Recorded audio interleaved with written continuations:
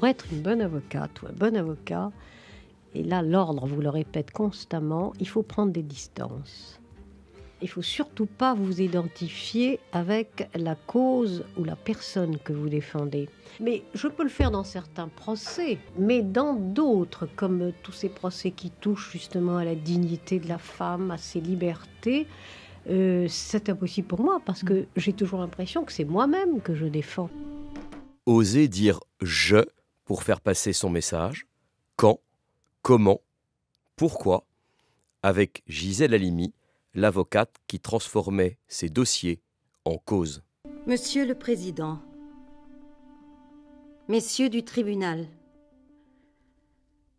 je ressens avec une plénitude jamais connue à ce jour un parfait accord entre mon métier, qui est de plaider, qui est de défendre, et ma condition de femme.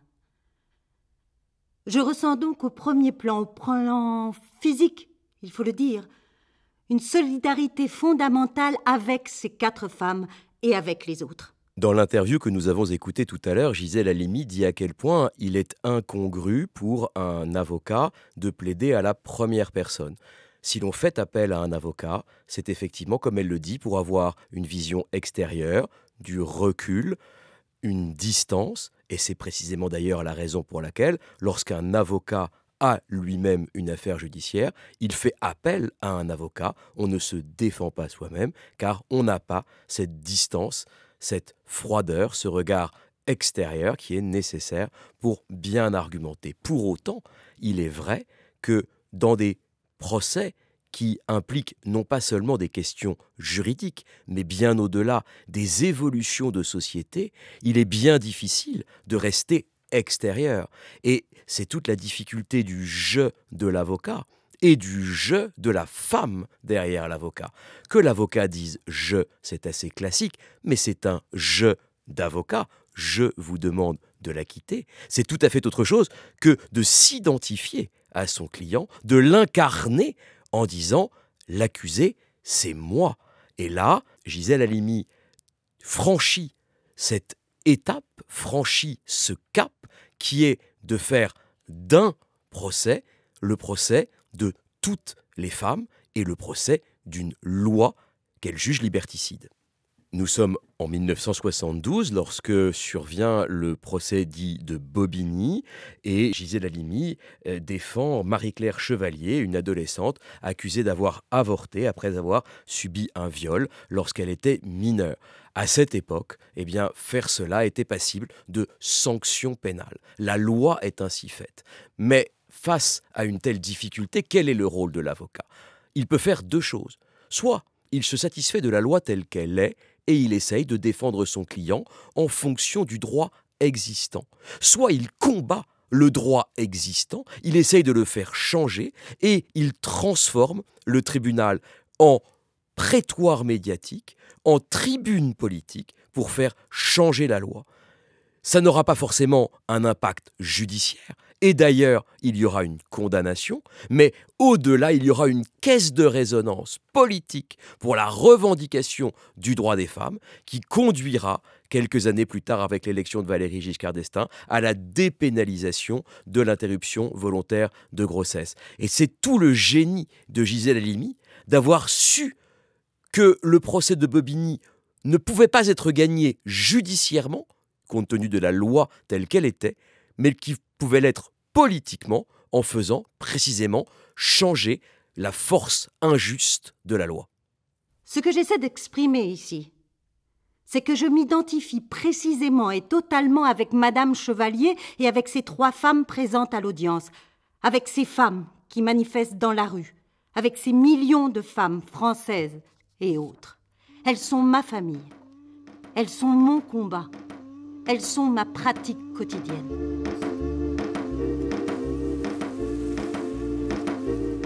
La force de la plaidoirie de Gisèle Halimi tient aussi à cette identification, à cette implication, parce qu'il y a en elle un alignement parfait entre la cause qu'elle défend judiciairement et la personne qu'elle est intimement. Il n'y a aucun décalage entre ce qu'elle défend et ce qu'elle pense.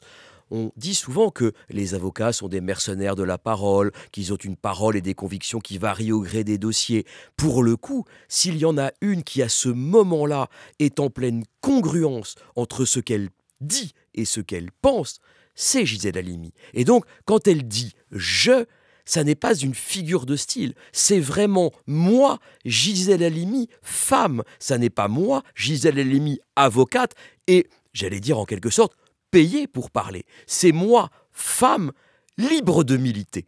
Et il y a, entre cette liberté de militer et cette parole professionnelle, un accord et une fusion absolue qui sont garants de la sincérité du propos et finalement de sa force de conviction.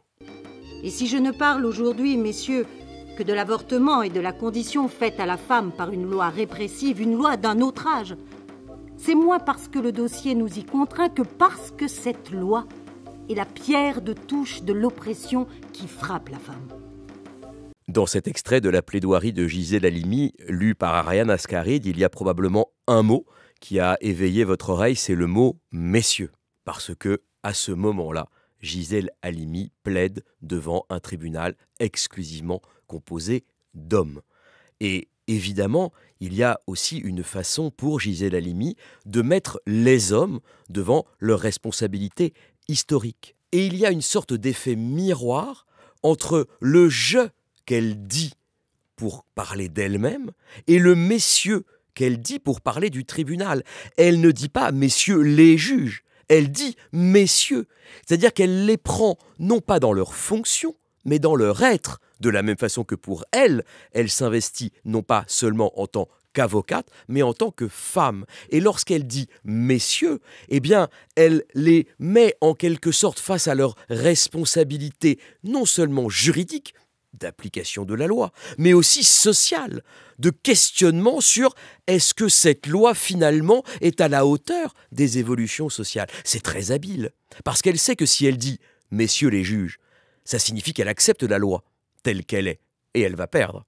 Si elle dit « messieurs », elle a peut-être une chance de faire résonner en eux une fibre personnelle qui va les amener à se rendre compte de l'absurdité de la loi et de son décalage avec une situation pratique où plusieurs centaines de milliers d'avortements clandestins se pratiquent par an. Quelle est cette loi qui réprime une pratique aussi répandue?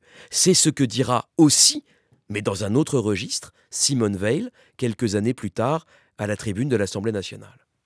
Vous avez, messieurs, heureusement pour vous, car je vous ai senti accablés sous le poids de mes témoins et de leurs témoignages, échappé de justesse à 2 témoignages de jeunes gens de 20 ans et 17 ans. Mes 2 fils aînés, qui voulaient venir à cette barre. Ils voulaient vous dire d'abord à quel point l'éducation sexuelle avait été inexistante pendant leurs études. L'un est dans un lycée, l'autre est étudiant. Ils voulaient faire, il faut le dire, mon procès. Mon procès, c'est-à-dire le procès de tous les parents. C'est là encore très inhabituel que de convoquer ses propres enfants devant un tribunal correctionnel. Un tribunal, c'est une enceinte judiciaire, et il n'est pas d'usage de faire témoigner des gens qui n'ont rien à voir avec l'affaire, juste pour leur situation d'homme. Et c'est bien la preuve, là encore, que Gisèle Halimi ne prend pas le tribunal comme un tribunal, elle prend le tribunal comme une tribune politique, et que tout témoignage est bon à prendre, même s'il n'a rien à voir avec l'affaire, mais parce que sa plaidoirie n'a rien à voir avec l'affaire, et qu'elle ne plaide pas tant pour Madame Chevalier qu'elle ne plaide pour la légalisation de l'avortement. Son combat va bien au-delà et il peut justifier qu'il soit fait appel à ses enfants comme témoins des carences de l'éducation sexuelle des jeunes à l'époque. On voit bien donc que c'est bien un combat sociétal que mène Gisèle Halimi au-delà de son combat judiciaire. Alors qu'est-ce que ça nous apprend tout cela sur le « je » au profit de sa cause? Jusqu'où faut-il mettre son ego, son être tout entier au profit de la cause que l'on défend? Eh bien, il doit y avoir une sincérité, une authenticité dans la parole. Être orateur, ça n'est pas jouer un rôle d'acteur, ça n'est pas mentir, c'est dire profondément ce que l'on pense. Et la première question que vous devez vous poser avant de prendre la parole, c'est qu'est-ce que je veux dire? À quoi je crois? Quel est mon message? Et s'il n'y a pas d'authenticité, s'il n'y a pas de sincérité, il n'y a pas de conviction possible. Il faut être convaincu soi-même pour être convaincant pour les autres. Et c'est ce qui illustre Gisèle Halimi. Bien sûr, ça ne veut pas dire qu'on n'a aucun recul sur ce que l'on pense. Et d'ailleurs, on doit être honnête avec soi-même et se dire, mais finalement, ce que je pense, est-ce que c'est totalement vrai et quels sont les arguments que l'on pourrait m'opposer? Mais une fois que l'on a fait la balance entre ce que l'on pense instinctivement, les contre-arguments et que l'on s'est fait une opinion, eh bien, on peut la défendre avec toute la force de sa personne, avec toute la force de sa voix, de son énergie. C'est ce que fait Gisèle Halimi, et c'est en cela qu'elle est une merveilleuse oratrice. Vous êtes désormais familier de notre rubrique à refaire chez vous à la fin de chaque épisode, et je vous propose de faire vous-même cette expérience d'introspection. Vous croyez forcément à une cause. Ça peut être l'égalité homme-femme, ça peut être la préservation de la planète, ça peut être l'aide aux pays en développement. Eh bien, demandez-vous depuis quand, dans ma vie personnelle, j'ai décidé de me mobiliser pour cette cause. Qu'est-ce qui s'est passé dans ma vie qui justifie que je milite pour cela? Est-ce que c'est une rencontre? Est-ce que c'est un épisode de votre existence?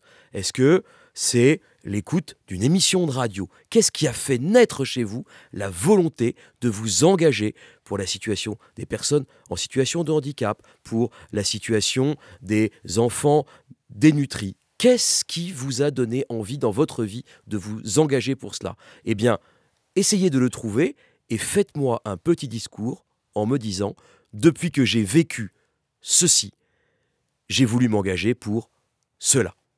C'est à vous. L'anaphore, l'argument d'autorité, dire « je » pour être plus percutant, voilà 3 premières techniques auxquelles j'ajouterai dans l'épisode suivant l'une des clés d'un discours réussi, savoir décrire et raconter.